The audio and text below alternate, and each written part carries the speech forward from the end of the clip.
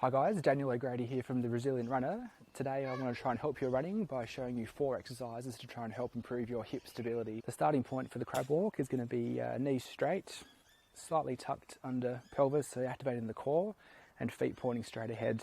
And it's a very simple exercise. It's basically just a side step.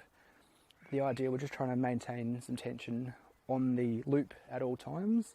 So it's a side step and then just a controlled step back to the starting point.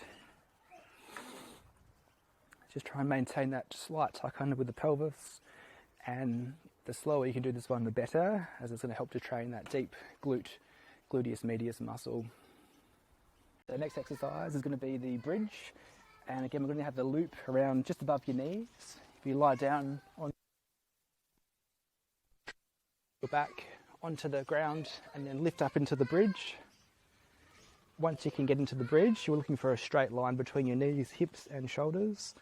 You're going to keep the left leg planted on the ground and then just try and stretch your right leg out away from you. Hold, just take one deep breath and come back and switch. Left leg out in front, keep that right leg up high. You're trying to keep your hips level if you can. So hips will stay up level, just one leg out in front, hold for one deep breath and switch. And that's going to really work the back of the hips through that gluteus maximus.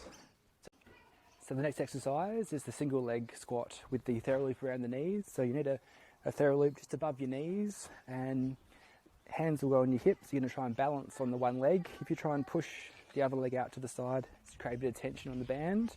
And then it's going to be just a single leg squat and coming up nice and tall. So just try and sit your hip back like you're going to sit down, and then come up nice and tall.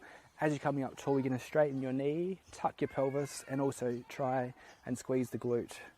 So just a little quarter squat and then really driving up nice and tall. You should be feeling this one working right through the side of the hip. And you can do 5 or 10 reps until you feel a strong burn on the outside of your hip. Okay guys, last exercise is called the monster walk. So this one we're going to be going for pushing your left leg back on a backwards diagonal.